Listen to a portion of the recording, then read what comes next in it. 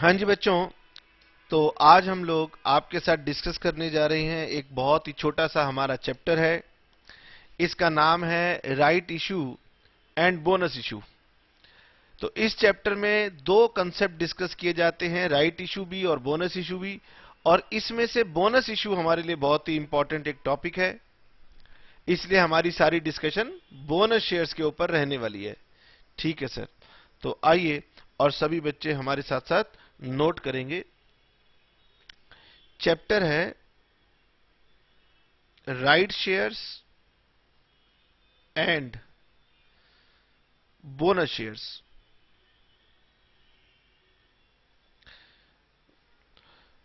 मैंने आपको पहले ही बता दिया है कि इस चैप्टर के अंदर हम सारा का सारा डिस्कशन बोनस शेयर के ऊपर करने वाले हैं, क्योंकि राइट शेयर के अंदर इतनी कोई खास लंबी चौड़ी बात है नहीं। लेकिन फिर भी हम आपको 2 मिनट बता देते हैं व्हाट इज राइट शेयर्स। तो right shares means issue of shares to the existing shareholders at a price lower than the market value।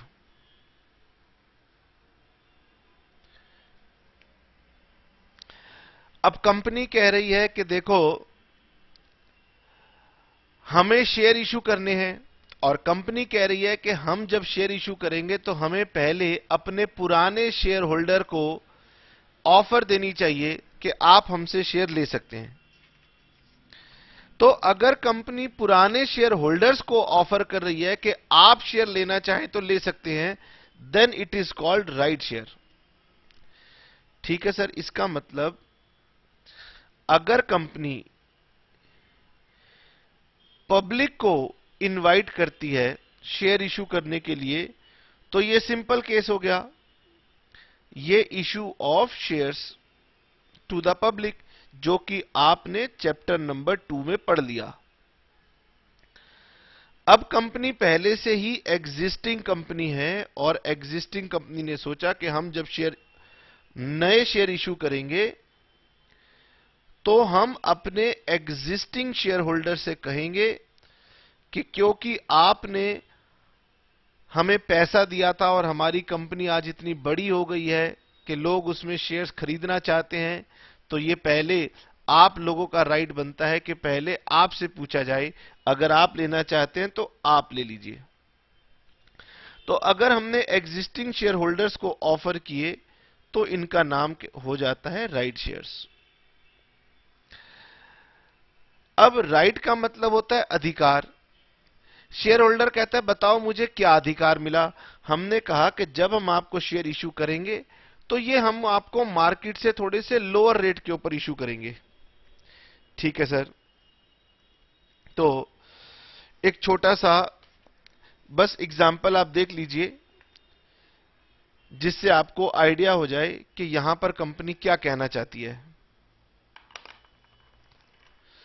हाँ, मैं थोड़ा सा ही समय लगाऊंगा, राइट शेयर में कोई ज्यादा लंबी चौड़ी बात नहीं है, ये छोटा सा कंसेप्ट है। यहां लिखा है Sahil limited proposes to issue to raise further capital by issuing right shares. अब वो कह रहे हैं हम राइट शेयर इशू करना चाहते हैं, इसका मतलब है कि ये आप अपने पुराने शेयर होल्डर्स को देना चाहते हैं। ठीक है sir, at present issued share capital of the company is 50 lakhs and nominal value of the share is 100 rupees। आपके पास टोटल 50 लाख की कैपिटल है और आपके शेयर की फेस वैल्यू 100 रुपए है। Market price is 150।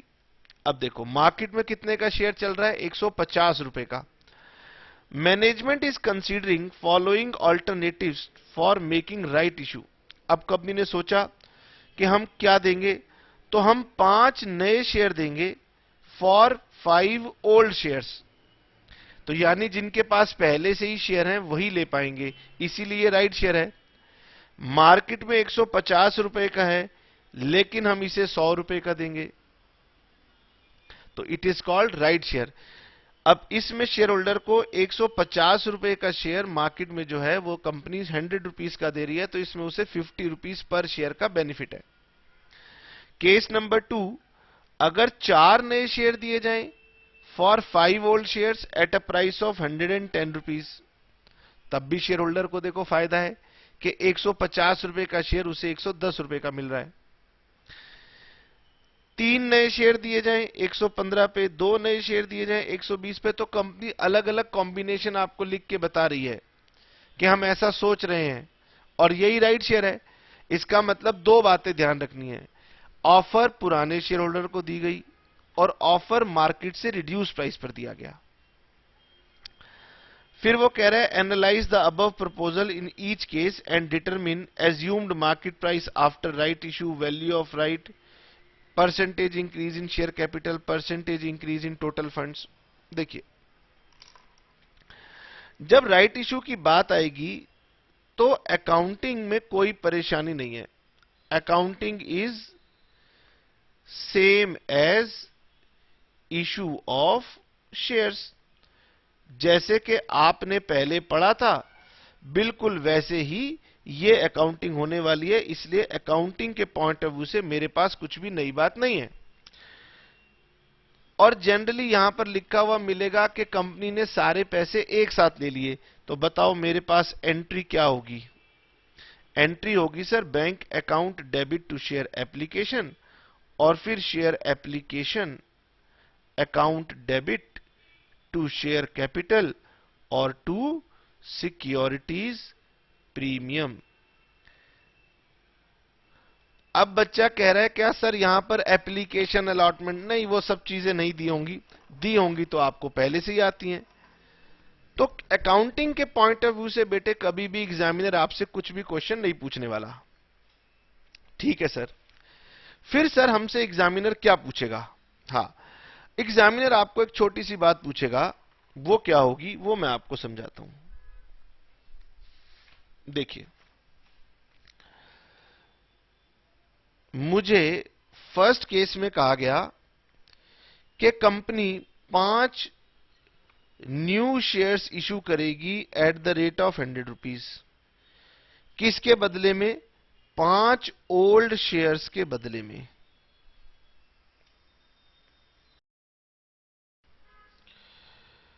और आपके मार्केट में जो शेयर का वैल्यू है वो है 150 रुपीज। अब देखिए, एक छोटा सा एग्जाम्पल समझने की कोशिश करना जो कि हमने क्वेश्चन से लिया। कंपनी ने नए शेयर्स इशू किए और शेयर इशू करने से पहले मार्केट में शेयर की वैल्यू चल रही थी 150 रुपए। अगर आपके पास 5 शेयर थे 150 रुपए के, तो इसका मतलब कंपनी के पास 750 रुपए जमा है एक तरीके से। अब कंपनी आपको नए शेयर ऑफर कर रही है, 5 न्यू शेयर्स ऑफर कर रही है at the rate of 100 rupees. इसका मतलब कंपनी के पास और कैश आएगा 500 रुपीज। ठीक है, तो अब मैं ये कह सकता हूं कि कंपनी के पास राइट शेयर इशू करने के बाद टोटल एसेट्स हो जाएंगे 1250 रुपए के। ठीक है सर। और कंपनी के पास अब टोटल नंबर ऑफ शेयर्स हो जाएंगे 5 + 5 10। इसका मतलब एक शेयर की वैल्यू हो जाएगी 125। तो सर आप इस एग्जाम्पल से क्या समझाने की कोशिश कर रहे हो? यह समझाने की कोशिश कर रहा हूं क्योंकि राइट शेयर जो होता है वो सस्ते दामों पर दिया जाता है, इसकी वजह से इशू करने के बाद जो आपके शेयर का प्राइस है वो हमेशा फॉल करता है, और ये जितना फॉल करता है उसी को हम बोलते हैं वैल्यू ऑफ राइट शेयर। अब इसे हम लिख लेते हैं। Generally right shares are issued at a price lower than market value, therefore value of a share after right issue falls. इसकी वजह से therefore value of a share after right issue falls and it is known as value of right. बस ये छोटी सी calculation है, कभी हो सकता है 2 नंबर की आपको एग्जाम में पूछ ले और आपने पढ़ी ना हो तो आप घबराओगे। Sir what is value of right, बताइए। सर अभी तो आपने कहा कि राइट इशू से पहले मार्केट में शेयर की प्राइस ज्यादा होगी, राइट इशू के बाद वो प्राइस कम हो जाएगी, और जितना प्राइस कम हो जाएगा उसको हम बोलते हैं वैल्यू ऑफ अ राइट। तो हम इसे क्या कहेंगे, हम इसे कहेंगे मार्केट वैल्यू बिफोर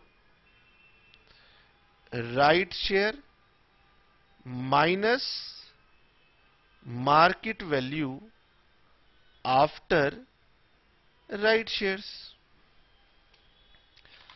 ठीक है सर। अब इसे करना कैसे है, देखो आप कैसे करेंगे तो मैंने आपको अभी करके दिखाया। पहले आपके पास 5 शेयर्स थे और एक शेयर का प्राइस था 150। कंपनी ने आपको राइट शेयर दिए 5 shares at the rate of 100 rupees. ठीक है, तो सबसे पहले बच्चा कह रहा है मैं कैसे निकालूंगा value of a share after right issue. Student कह रहा है कि सर देखिए ये तो मुझे पता है 150 रुपीज है, लेकिन ये मैं कैसे निकालूंगा। मैंने कहा ये कैसे निकालोगे, यही तो समझा रहा हूं कि value of a share after right issue हम कैसे निकालेंगे। तो आपने क्या करना है, आपने लेना है value of shares before right plus new right shares, इस पे जो प्राइस आपको मिलेगा वो ऐड कर लेना, divided by total number of shares. Value of shares before right plus new right shares जो आपने इशू किए divided by total number of shares. अच्छा सर इसका मतलब क्या है, तो चाहे आप एक शेयर होल्डर को जो ऑफर दिया गया ना, चाहे आप उसकी वैल्यूज ले लो, चाहे आप टोटल शेयर्स की वैल्यू ले लो, दोनों ही केस में मेरा आंसर सेम आता है। देखो मैंने क्या कहा, मैंने कहा कंपनी ने कहा है कि अगर आपके पास 5 शेयर्स हैं 150 रुपए के, 5 शेयर्स हैं अगर आपके पास 150 रुपए के, तो हम आपको 5 नए शेयर देंगे 100 रुपए के, तो आपको 5 नए शेयर मिलेंगे 100 रुपए के। तो टोटल शेयर होल्डर के पास ये टोटल वैल्यू बनेगी शेयर्स की, divided by number of shares, 5 plus 5 10, तो ये वैल्यू आ गई 125। तो वैल्यू ऑफ राइट क्या हो जाएगी, वैल्यू ऑफ राइट हो जाएगी बिफोर प्राइस था 125, आफ्टर प्राइस है 125, तो वैल्यू ऑफ शेयर हो गया 25। बच्चा कह रहा है कि सर मुझे एक और एग्जांपल लेके करके दिखाइए। मैंने कहा चलो केस नंबर 2। केस नंबर 2 कह रहा है कि आपको 4 न्यू शेयर्स दिए जाएंगे अगेंस्ट 5 ओल्ड शेयर्स, और ये जो 4 न्यू शेयर दिए जाएंगे इसके लिए आपको 110 रुपीज देना होगा। आइए जी, क्या आप मुझे बता सकते हैं value of share after right issue. Value of share after right issue. मैं बहुत सिंपल सा लॉजिक लगा रहा हूं, total assets divided by total shares. कैसे? अगर आपके पास 5 शेयर हैं 150 रुपए के, तो हम आपको 4 नए शेयर देंगे 110 रुपए के, और फिर आपके पास टोटल नंबर ऑफ शेयर हो जाएंगे 9। तो सर 5 इंटू 150 हो गया 750 प्लस 440, टोटल हो गया 1190 डिवाइडेड बाय 9। 9 शेयर्स के अगेंस्ट इतना वैल्यू हो जाएगी, ये हो जाएगा 132.22। ठीक है sir. Now what is value of right in this case? Sir value of right हो गई 150, पहले प्राइस था, अब हो गया 132.22, तो ये आ गया 17.78 रुपीस। ठीक है सर। अच्छा, बुक ने क्या किया है तो वो भूल जाइए, बुक ने टोटल नंबर ऑफ शेयर लिए, तो टोटल नंबर ऑफ शेयर ले चाहे इंडिविजुअल ऑफर वाले शेयर ले, एक ही बात होती है, उसमें घबराने की बात नहीं है। केस नंबर 3 कह रहा है कि अगर आपके पास 5 शेयर्स हैं ऑफ 150, तो हम आपको ऑफर कर रहे हैं 3 new shares at the rate of 115, तो टोटल नंबर ऑफ शेयर्स हो जाएंगे 8। तो ये हो जाएगा 750 प्लस 345, 1095 डिवाइडेड बाय 8, 136.875। ठीक है सर। और वैल्यू ऑफ राइट हो जाएगी 150 माइनस 136.875,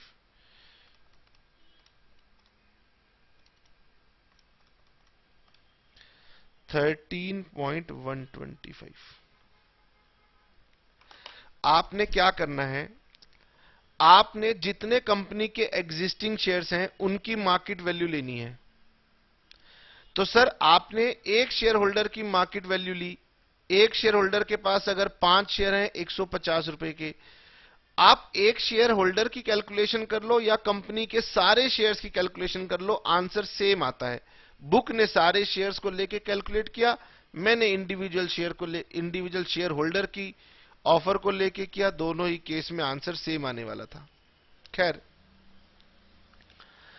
अब मैं इस कंसेप्ट को छोड़ के आगे बढ़ने वाला हूं, क्योंकि एग्जाम पॉइंट ऑफ व्यू से मेरे लिए ये इतना इंपॉर्टेंट नहीं है जितना इंपॉर्टेंट मेरे लिए बोनस शेयर है। इसीलिए सभी बच्चे मेरे साथ साथ इस डिस्कशन को छोड़ेंगे और आगे बोनस शेयर्स की तरफ बढ़ेंगे। ठीक है सर। अब हम आते हैं अपने मेन कंसेप्ट के ऊपर। हमारा मेन कंसेप्ट है बोनस इशू।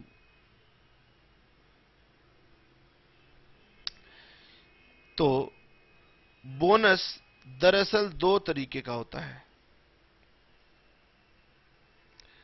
अब मेरे साथ साथ सभी बच्चे लिखते जाएंगे कि बोनस दरअसल 2 तरीके का होता है। बोनस क्या होता है बताएंगे। बोनस 2 तरीके का होता है। पहला बोनस कॉल और दूसरा बोनस शेयर्स।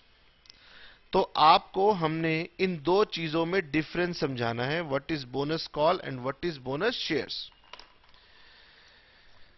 बच्चा कह रहा है कि सर बताएं व्हाट इज बोनस कॉल। तो मैंने कहा बोनस कॉल का मतलब होता है making partly paid up shares fully paid up out of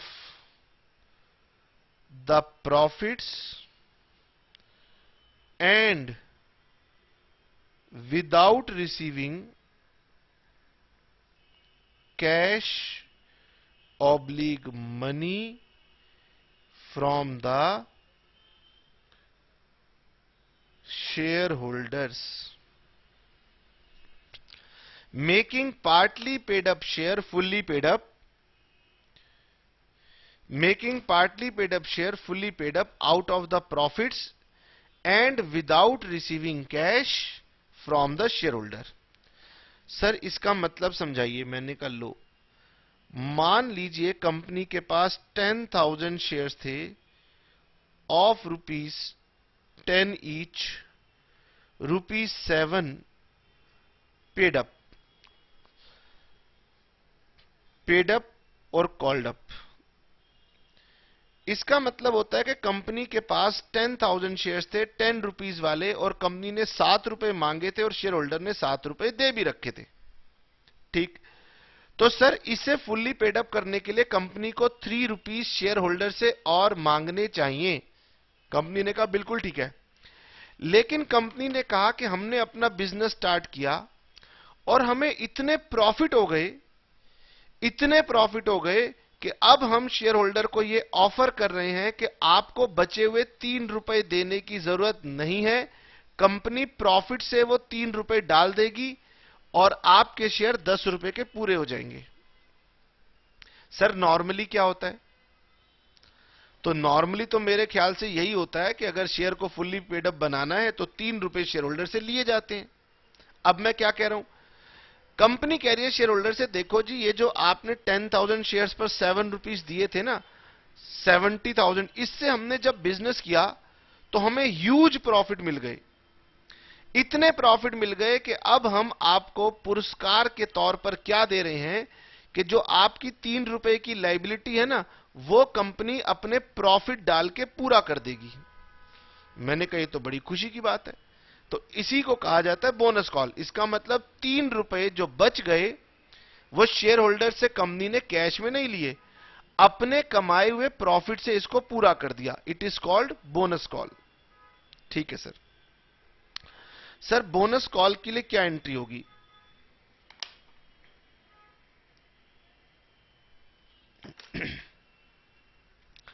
bonus call के लिए मेरी एंट्री होगी रिजर्व्स अकाउंट डेबिट। रिजर्व्स का मतलब होता है P&L अकाउंट हो या जनरल रिजर्व हो।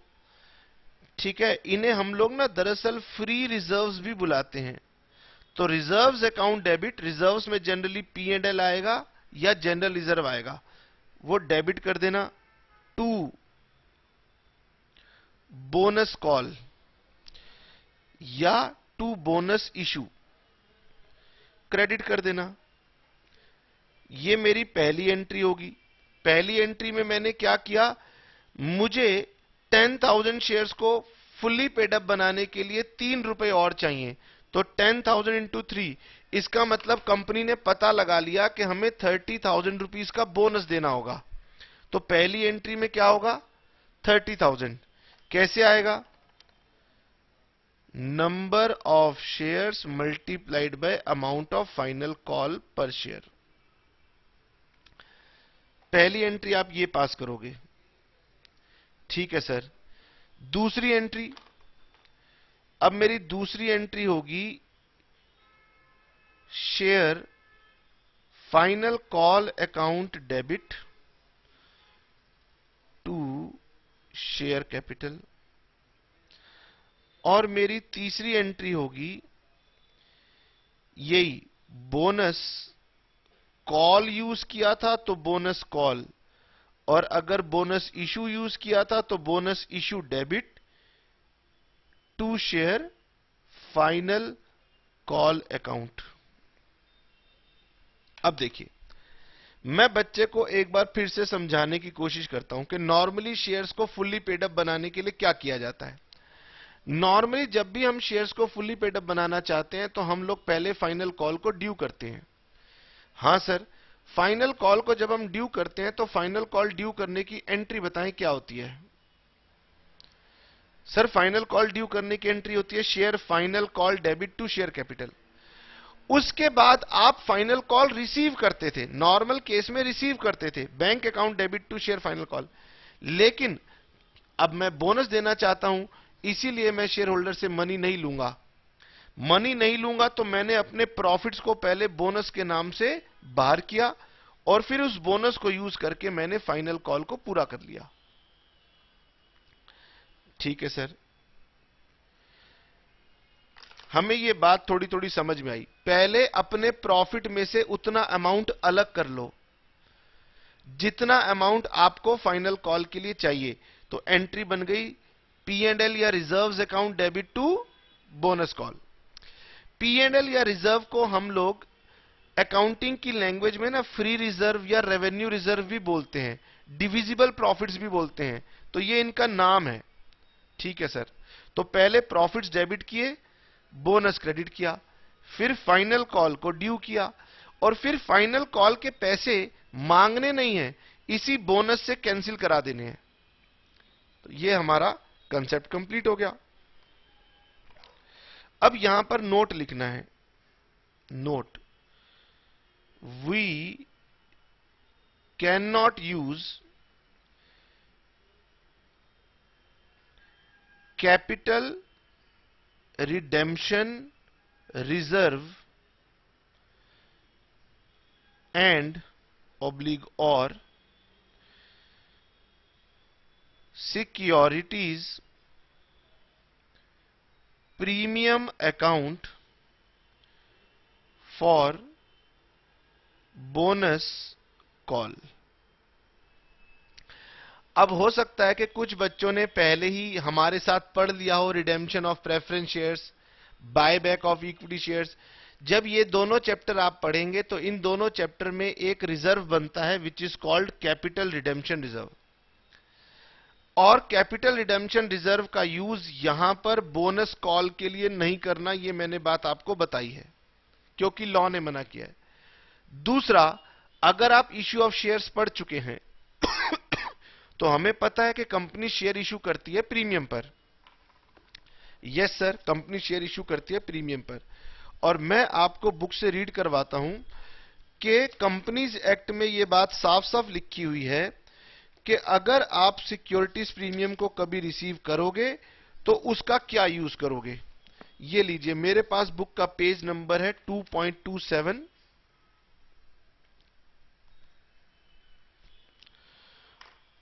और मेरे पास एक हेडिंग आ रही है पेज नंबर 2.27 पर बुक के, utilization of securities premium account, and this is very important for theory in the examination. Examination में थ्योरी में यही पूछा जाता है कि बताएं where a company can utilize securities premium account. तो सेक्शन 52 कहता है कि for the purpose for which securities premium may be utilized. Number 1, securities premium may be utilized in issuing fully paid bonus shares। अब बच्चा कहता है कि sir premium में बोनस शेयर लिखा हुआ था, और जानते हो यहां पर क्या है, यहां पर मैं बात कर रहा हूं बोनस कॉल की। बोनस शेयर अलग होता है। तो बोनस शेयर के अंदर सिक्योरिटीज प्रीमियम यूज हो सकता है, लेकिन बोनस कॉल के अंदर सिक्योरिटीज प्रीमियम यूज नहीं हो सकता। इसीलिए मैंने लिख दिया कि एग्जाम में गलती मत कर देना, सिक्योरिटीज प्रीमियम को यहां डेबिट मत कर देना बोनस कॉल के लिए। ठीक है सर। अब पढ़ ही लिया है तो पढ़ लेते हैं कि प्रीमियम का कहां कहां यूज हो सकता है। एक तो यूज हो सकता है जब आप बोनस शेयर इशू करोगे। एक यूज हो सकता है राइटिंग ऑफ प्रीलिमिनरी एक्सपेंसेस। एक यूज हो सकता है writing of expenses, commission, discount on issue of shares और डिबेंचर्स ऑफ द कंपनी। अगर आपने कंपनी के शेयर या डिबेंचर इशू किए तो उस पर अंडरराइटिंग कमीशन दी हो, या आपने कुछ डिस्काउंट दिया हो, डिस्काउंट दरअसल डिबेंचर्स के लिए लिखा हुआ है, कोई कमीशन पे की हो, तो वो आप राइट ऑफ कर सकते हो। In providing premium payable on redemption of preference shares, equity shares etcetera. और एक हम चैप्टर पढ़ेंगे बायबैक ऑफ ओन शेयर्स। तो सिक्योरिटीज प्रीमियम का यूज आप अपने ओन शेयर्स को बायबैक करने में भी कर सकते हो। ठीक है सर।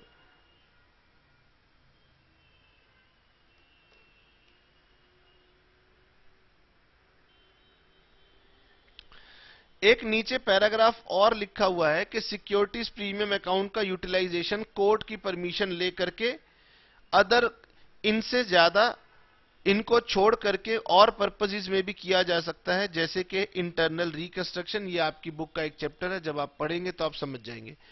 हमारा पर्पस ये था कि ये आप नोट कर लीजिए कि आपके एग्जाम के लिए बहुत इंपॉर्टेंट है। ठीक है सर, आइए जी, हमने ये बात समझ ली व्हाट इज बोनस कॉल। अब हमें समझना है sir what is bonus shares. तो बोनस कॉल का मतलब था शेयर के बचे हुए पैसे प्रॉफिट से कंप्लीट करना, और बोनस शेयर का मतलब है पूरा का पूरा शेयर ही प्रॉफिट्स में से दे देना। तो बोनस शेयर्स का मतलब है issuing fully paid up shares to the shareholders out of profits that is without receiving cash।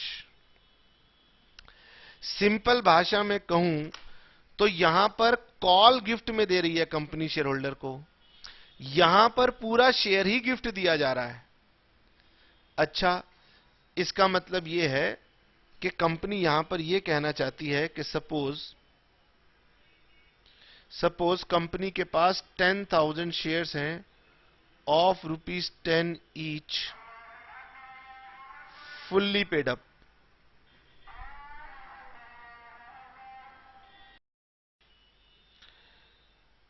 Now the company offers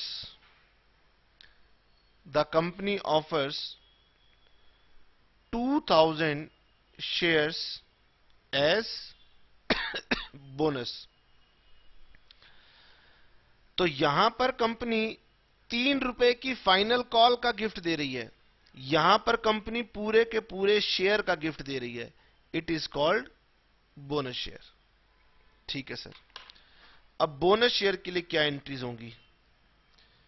वही एंट्री होंगी, पहले तो बोनस का अमाउंट प्रॉफिट्स में से निकाल के अलग किया जाएगा, लेकिन अब थोड़ा सा एंट्री में डिफरेंस है। मैं सबसे पहले कैपिटल रिडेम्पशन रिजर्व अकाउंट को यूज करूंगा। अब सर हमें कितना बोनस देना है? तो मुझे यहां से दिखाई दे रहा है कि कंपनी ने 2,000 शेयर्स ऑफर करने हैं ₹10 वाले, तो कंपनी को 20,000 रुपीस का बोनस चाहिए। सबसे पहले चेक करूंगा बैलेंस शीट के अंदर क्या कैपिटल रिडेम्पशन रिजर्व है। मान लेते हैं कि सर है। हमने कहा बताएं कितना है? सर 50,000 है। कंपनी कह रही है मुझे तो सिर्फ 20,000 चाहिए। तो सबसे पहले मैं कैपिटल रिडेम्पशन रिजर्व में से 20,000 रुपए डेबिट कर लूंगा। ठीक है, बच्चा जो है ना, जब तक बच्चे को लिख के नहीं बताऊंगा ना, उसका कंसंट्रेशन बनेगी नहीं। मुझे बोनस के लिए चाहिए 2,000 shares of 10 each, 20,000। Case number 1, मेरे पास capital redemption reserve balance sheet में था 50,000। काम बन गया। मुझे तो सिर्फ 20,000 चाहिए था, वहां 50 है, तो मैं कैपिटल रिडेम्पशन रिजर्व डेबिट कर दूंगा 20,000 टू बोनस इशू 20,000। ठीक है सर, लेकिन अगर मेरे पास कैपिटल रिडेम्पशन रिजर्व में सिर्फ 5,000 है तो क्या होगा? तो मैं 5,000 यहां से डेबिट करूंगा और फिर मैं ढूंढूंगा सिक्योरिटीज प्रीमियम को, सिक्योरिटीज प्रीमियम अकाउंट डेबिट। मान लेते हैं सर बैलेंस शीट के अंदर सिक्योरिटीज प्रीमियम उपलब्ध था, कितना? 7,000 रुपए, 7,000। तो मैं कहूंगा चलो 5,000 ये ले लेते हैं, 7,000 ये ले लेते हैं। अभी भी सर 20,000 पूरे नहीं हुए। हां, इसके बाद फिर यहीं पे जो मैंने यहां पर किया था, अगर ये दोनों पूरे ना पड़े तो फिर आप रिजर्व का मतलब जनरल रिजर्व, जनरल रिजर्व में भी ना मिले तो P&L। जनरल रिजर्व और P&L दोनों एक ही जैसे हैं, तो आपके पास चाहे जनरल रिजर्व हो तो जनरल रिजर्व ले लेना, पी एंड एल हो तो पी एंड एल ले लेना, लेकिन ध्यान यह रखना है कि सबसे पहले क्या लूंगा, कैपिटल रिडेम्पशन रिजर्व, फिर लूंगा सिक्योरिटीज प्रीमियम, और उसके बाद लूंगा any other reserve, general reserve या पी एंड एल। ये दोनों के दोनों रिजर्व आप बोनस कॉल में नहीं ले सकते, ठीक है सर।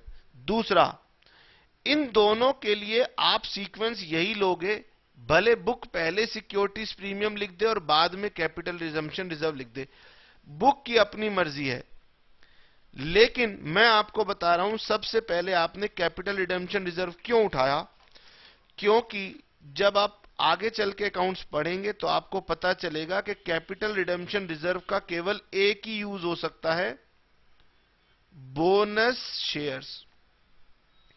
तो अगर कोई एक चीज हमारी बैलेंस शीट में संभाल के रखी गई है कि वो बोनस के वक्त इस्तेमाल होगी, तो बताओ बोनस के वक्त मैं सबसे पहले इसको क्यों ना इस्तेमाल करूं। लॉ कहता है सिक्योरिटीज प्रीमियम तो 5 जगह यूज हो सकती है और कैपिटल रिडेम्पशन रिजर्व सिर्फ एक ही जगह यूज हो सकता है। तो जब बोनस की बारी आएगी तो सबसे पहले मुझे कौन सा रिजर्व डेबिट करना चाहिए, कैपिटल रिडेम्पशन रिजर्व या securities premium, capital redemption reserve. क्यों, क्योंकि सर इसका तो यूज ही एक ही है, अगर आज यूज नहीं किया तो फिर कभी यूज नहीं हो पाएगा, इसीलिए हम सबसे पहले सीआरआर यूज करेंगे। उसके बाद अगर पैसे कम पड़ जाएं तो सिक्योरिटीज प्रीमियम और उसके बाद फिर जनरल रिजर्व या पी एंड एल या जिसे आप फ्री रिजर्व कहते हो वो यूज होंगे। इनमें कोई ऑर्डर का झगड़ा नहीं है, कोई भी पहले ले लो कोई भी बाद में ले लो, ना लो कोई फर्क नहीं पड़ता, इन दोनों का ऑर्डर आपको ध्यान रखना है, ठीक है sir. Capital redemption reserve, securities premium, any other free reserve debit to bonus issue, पहली एंट्री ये डलेगी। उसके बाद दूसरी एंट्री डलेगी, दूसरी एंट्री मेरे पास डलेगी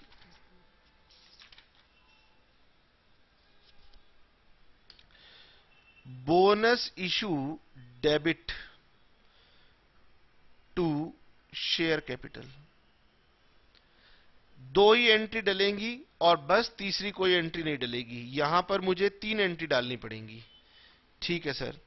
इसके रिगार्डिंग बच्चे लिखेंगे नोट, बिफोर इशूइंग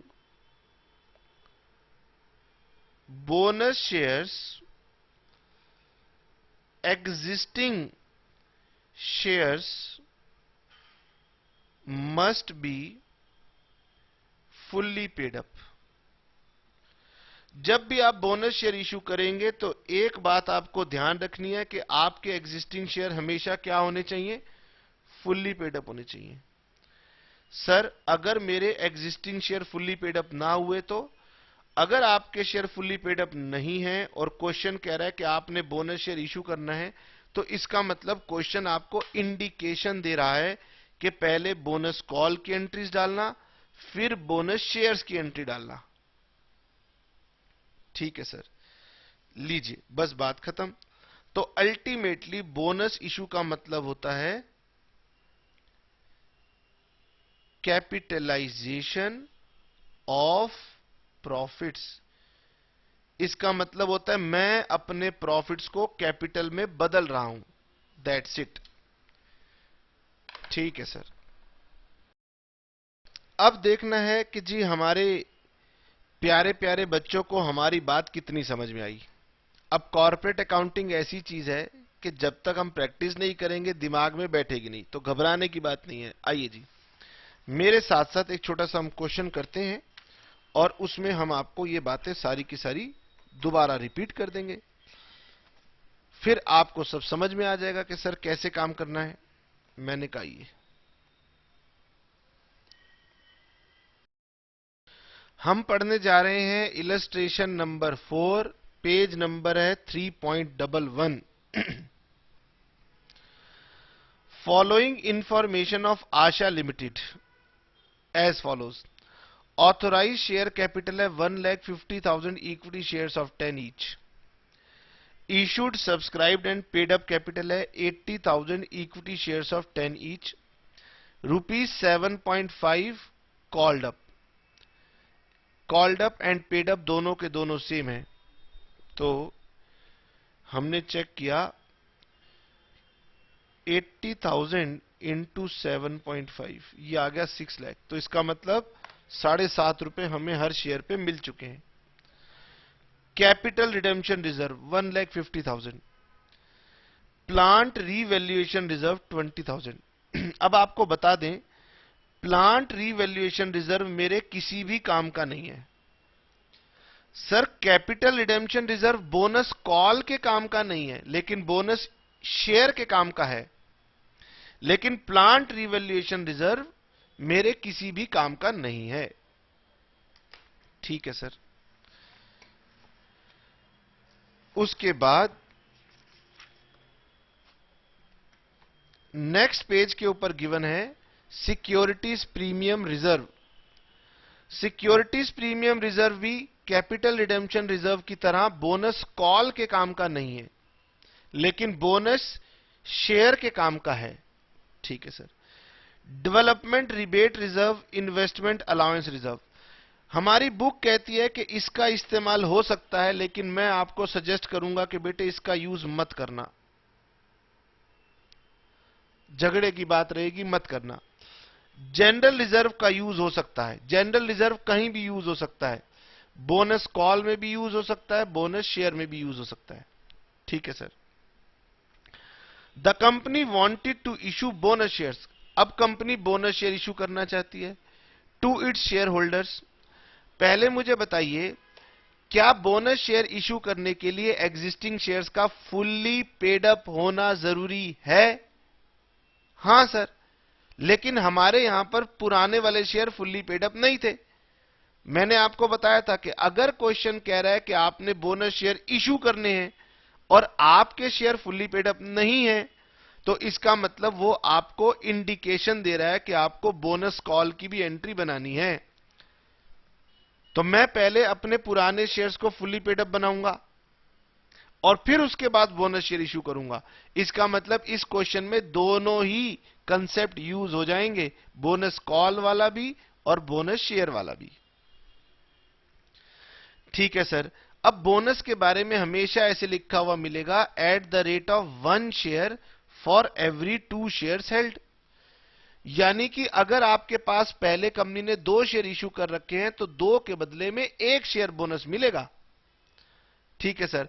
हमारे पुराने शेयर थे 80,000, तो 2 के बदले में 1, इसका मतलब 40,000 शेयर्स हम इशू करेंगे as bonus. Necessary resolutions were passed, requisite legal requirements were complied with, you are required to give journal entries in the books of the A and prepare balance sheet. चलिए जी, शुरू करते हैं। हम लोग illustration number है 4। Yes, illustration number है 4। Illustration number 4, J R. Monga, page number 3.11। ठीक है जी। नोट, सबसे पहले हमारे पास एग्जिस्टिंग शेयर्स हैं 80,000 shares of ₹10 each, 7.5 paid up.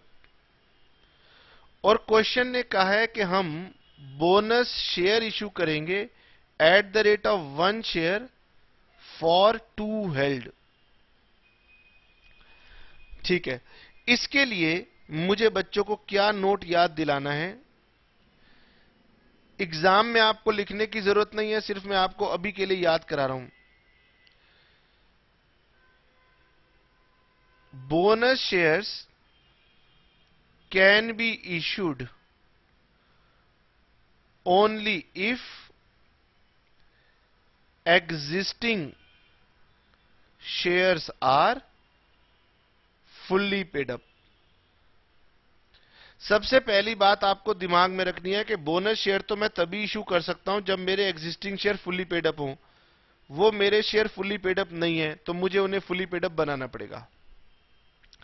अब फुल्ली पेड अप बनाने के लिए सर क्वेश्चन साइलेंट है, तो मैं क्या करूंगा? तो पहले मैं बोनस कॉल की एंट्री बनाऊंगा। तो मुझे बताएं सबसे पहले बोनस कॉल की एंट्री क्या बनेगी? मेरे पास था कैपिटल रिडेम्पशन रिजर्व। मैंने नोट लिखवाया था कि बोनस कॉल में कैपिटल रिडेम्पशन रिजर्व यूटिलाइज नहीं होगा, प्लांट रिवैल्यूएशन रिजर्व कभी भी यूज नहीं होगा। उसके बाद सिक्योरिटीज प्रीमियम भी बोनस कॉल में यूज नहीं होगा, मैंने आपको सेक्शन 52 पढ़वाया था। उसके बाद development rebate reserve, investment allowance reserve दिए हुए हैं, मत डालना। आपने क्या यूज करना है? General reserve. तो आप यूज करेंगे general reserve. General reserve account debit to bonus call account.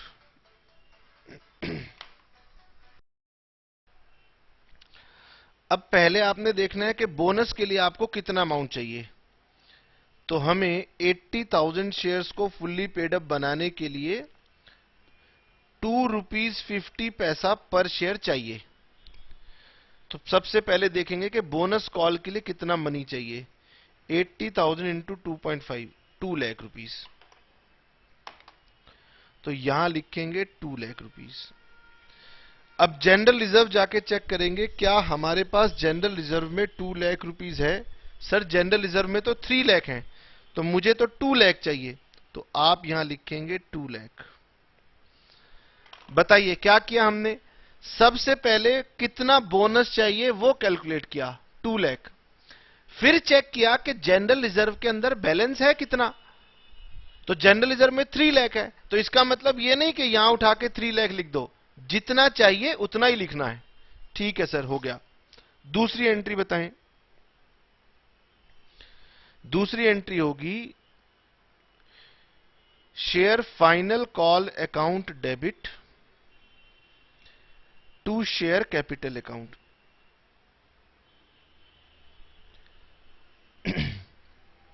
Share final call account debit to share capital account.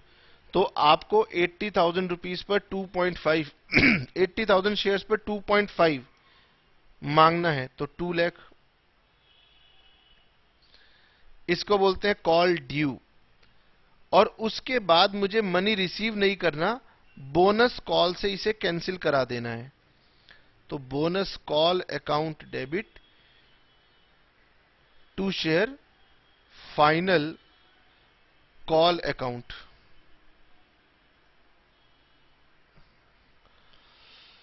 चलिए, अब बच्चों को इन 3 एंट्रीज का प्रभाव समझ में आना चाहिए। इन 3 एंट्रीज का इफेक्ट यह हुआ कि हमारा जनरल रिजर्व 2 लाख रुपीस से कम हो गया और हमारी शेयर कैपिटल 2 लाख रुपीस से इंक्रीज हो गई। इसी का नाम होता है कैपिटलाइजेशन ऑफ प्रॉफिट्स। तो ये मैंने प्रॉफिट्स को हटा के कैपिटल में ट्रांसफर किया, लेकिन उसके लिए 3 एंट्रीज बनी। चलिए, कहीं आप एग्जाम में ना लिख दो। मुझे पता है कि अभी आपके माइंड में कुछ क्वेश्चंस आ रहे हैं, उनका आंसर हम बाद में देंगे। पहले मैं बोनस की बात कर लूं पूरी। अब मुझे बोनस शेयर्स की बात करनी है। कंसेप्ट नंबर 1 कह रहा था कि बोनस शेयर तभी दिए जा सकते हैं जब existing shares fully paid up हो जाएं। तो मैंने यहां पर existing shares fully paid up कर दिए। अब बुक कह रही थी कि आपने बोनस देना है 1 share for every 2 share held. तो इसका मतलब एग्जिस्टिंग शेयर्स हैं 80,000 और बोनस शेयर देना है, एक बोनस शेयर देना है for 2 existing shares. 2 existing shares के बदले में एक बोनस शेयर्स। तो नंबर ऑफ बोनस शेयर्स हो गए मेरे पास 40,000। ठीक है सर। अब सर बोनस की वैल्यू क्या होगी? 40,000 शेयर्स आपने देने हैं और क्वेश्चन साइलेंट है, और क्वेश्चन जब भी साइलेंट होगा हम उसकी फेस वैल्यू ले लेंगे। इसका मतलब 10 रुपए। तो इसका मतलब मुझे बोनस के लिए 4 लाख रुपीस चाहिए। ठीक है, कहां से चाहिए? बोलिए, कहां से चाहिए? याद रखना, बोनस के लिए सबसे पहले जाऊंगा कैपिटल रिडेम्पशन रिजर्व, भले आपकी बुक जाए या ना जाए। यहां से पूरा नहीं मिल पाया 4 लाख का अमाउंट, तो सिक्योरिटीज प्रीमियम में जाऊंगा। सिक्योरिटीज प्रीमियम से नहीं मिल पाया तो फिर रिजर्व्स में जाऊंगा और अपने बोनस के अमाउंट को पूरा करूंगा। चलिए जी, मैंने दिमाग में रख लिया कि मुझे 4 लाख चाहिए। अब बताइए सबसे पहले कहां जाऊं? सर सबसे पहले जाओ कैपिटल रिडेम्पशन रिजर्व।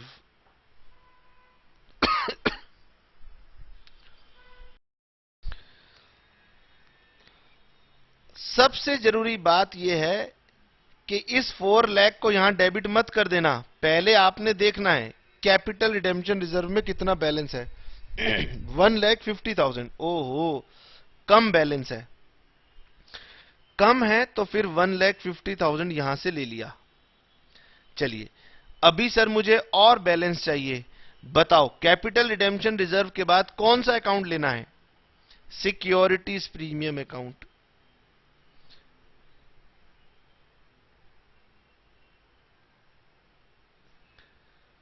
ये बताइए कि सिक्योरिटीज प्रीमियम से अब मुझे कितना बैलेंस चाहिए? तो सर 4 लाख में से 150 मिल चुका है, अभी मुझे 2,50,000 सिक्योरिटीज प्रीमियम से चाहिए। सिक्योरिटीज प्रीमियम कह रहा है मेरे पास भी 1,50,000 है। मैंने कहा अच्छा कोई बात नहीं, जितना है उतना दे दो। ये लो, मैंने 150 सिक्योरिटीज प्रीमियम से ले लिया। इसके बाद मुझे P&L या जनरल रिजर्व चाहिए, तो मेरे पास जनरल रिजर्व है। लेकिन बैलेंस शीट में अगर मैं देखता हूं तो मेरे पास जनरल रिजर्व पड़ा हुआ था 3 लाख, जिसमें से बोनस कॉल में मैंने 2 लाख को यूज कर लिया। इसका मतलब इस एंट्री को बनाते हुए मेरी जनरल रिजर्व का बैलेंस 1 लाख रुपीस है और मुझे 1 लाख रुपीस ही चाहिए। बाई चांस अमाउंट मैच कर गया।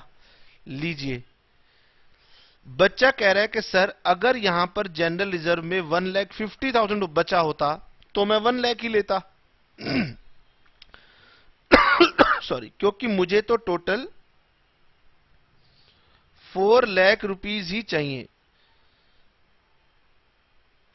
बोनस शेयर या बोनस इशू। स्टूडेंट की इंक्वायरी, सॉरी स्टूडेंट की क्वेरी नंबर 2 कि सर अगर यहां 1 लाख ना होता, 60,000 होता, तो फिर मैं 40,000 के लिए किसी दूसरे अकाउंट को चेक करता। किसको चेक करता? P&L को चेक करता। ठीक है सर, आगे बढ़ते हैं।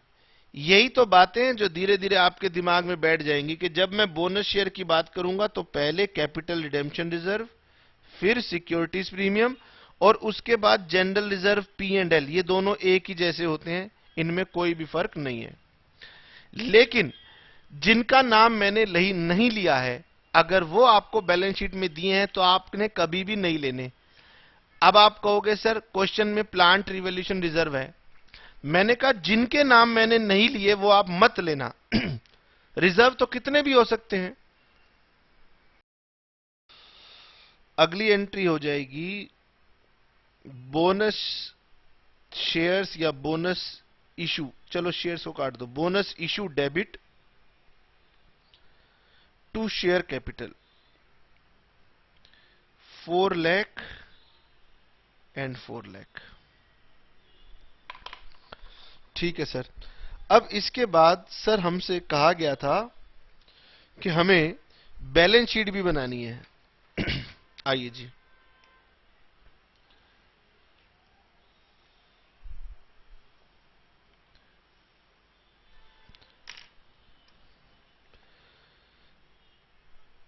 बैलेंस शीट, कंपनी का नाम लिख देना, डेट लिख देना जो आपको दी हुई होगी। सबसे पहले शेयर कैपिटल,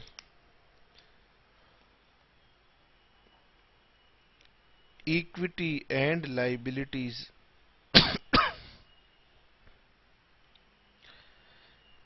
इसमें सबसे पहले आता है शेयर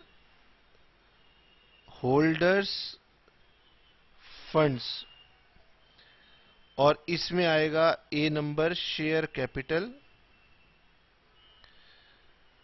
बी नंबर इसमें आएगा रिजर्व एंड सरप्लस, और फिर आती है हमारे पास बोरोइंग्स वगैरह, कुछ भी हमें नहीं दिया हुआ है। ठीक है सर, इसके लिए डलते हैं नोट नंबर 9। नीचे नोट नंबर 1। देखिए जी, हमारे पास पहले 80,000 शेयर्स थे 7 रुपये 50 पैसा के। हमने उन्हें फुल्ली पेड अप किया, तो फुल्ली पेड अप किया होगा तो वो हो गए होंगे 8 लाख के। उसके बाद हमने शेयर कैपिटल इशू किया है 4 लाख। तो मुझे तो पहले से ही पता है कि मेरे पास शेयर कैपिटल आएगी यहां पर 12 लाख।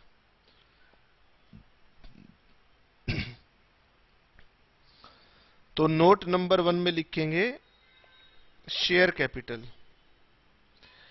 शेयर कैपिटल में सबसे पहले लिखते हैं ऑथोराइज्ड।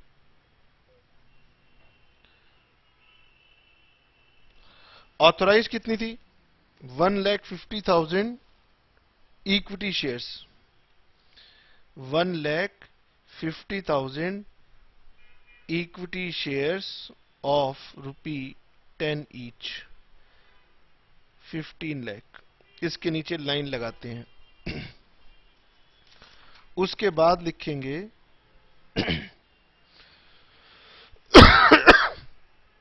बहुत ज्यादा खांसी हो रही है आज तो। Issued subscribed capital. आपके पास पहले थे 80,000 शेयर्स, आपने 40,000 बोनस शेयर इशू किए, तो टोटल नंबर ऑफ शेयर हो गए 1,20,000 shares of ₹10 each, fully paid up 12 lakh. अब यहां पर लॉ की एक रिक्वायरमेंट होती है कि जितने भी शेयर आपने बिना पैसे लिए इशू किए उनके बारे में नोट लिखो। बताओ मैंने कितने शेयर्स बिना पैसे के इशू किए हैं? 40,000। आउट ऑफ अबव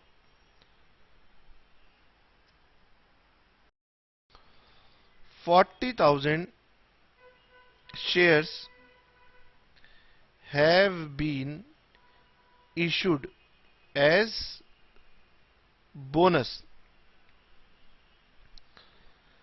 हम यहां लिख देंगे कि हमने इसमें से इतने शेयर हमने बिना पेमेंट के इशू किए हैं। ये तो सर लिख दिया। Second number reserve and surplus.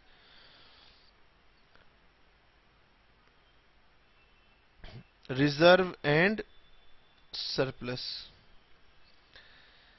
सबसे पहले कैपिटल रिडेम्पशन रिजर्व।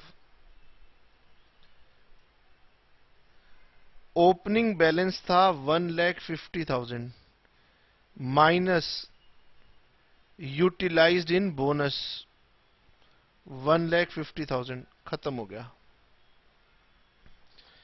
उसके बाद मेरे पास था सिक्योरिटीज प्रीमियम, ये भी खत्म हो गया था। Securities premium reserve 1,50,000 minus utilised for bonus issue 1,50,000, ये भी खत्म। उसके बाद थर्ड नंबर पे जनरल रिजर्व, ये था 3 lakh minus utilised in bonus call 2 lakh, bonus shares 1 lakh, ये भी खत्म हो गया। Number 4 plant revaluation reserve,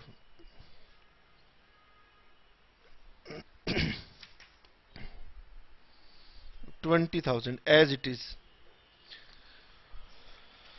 number 5 development rebate reserve, development rebate reserve 2,30,000. Number 6,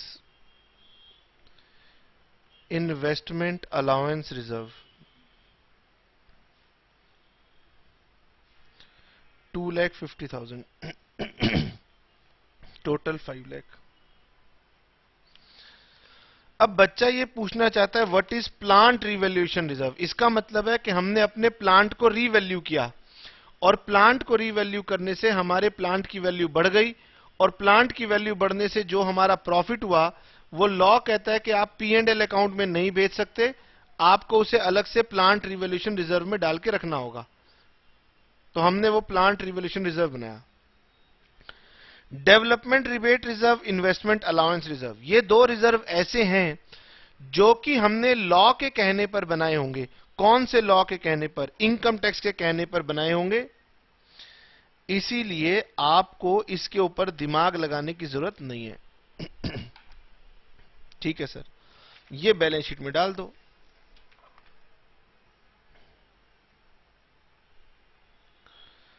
और कुछ मुझे दिया नहीं है. ये हो गया 17 लाख. उसके बाद यहां पर डालेंगे एसेट्स, और एसेट्स में मुझे दिए हुए हैं सबसे पहले नॉन करंट एसेट्स दिखाने हैं,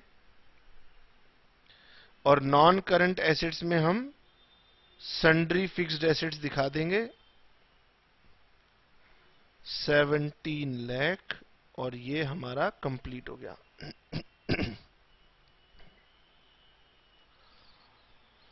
नोट नंबर 1, नोट नंबर 2. अब आपने क्या करना है, जो हमने आपको आज का कंसेप्ट पढ़ाया है उसे आपको रिवाइज करना है पहले, और रिवाइज करने के बाद हमारी तरफ से तो बेटे ये चैप्टर खत्म हो गया है, लेकिन अगर आपसे नहीं बनेगा तो मैं अभी एक क्लास और लगाऊंगा और बाकी बचे हुए क्वेश्चन इसमें कंप्लीट करूंगा. ठीक है सर. तो मेरी तरफ से पूरा चैप्टर आपके लिए होमवर्क है. छोटा सा चैप्टर है, माइनर सा चैप्टर है, छोटी छोटी इसमें बातें हैं, कोई खास डिफिकल्ट नहीं है. तो आप सारे क्वेश्चन बना सकते हैं. नहीं बनेगा तो मैं अगली क्लास में इस चैप्टर को कंप्लीट कर दूंगा. चलिए, tata bye bye, see you.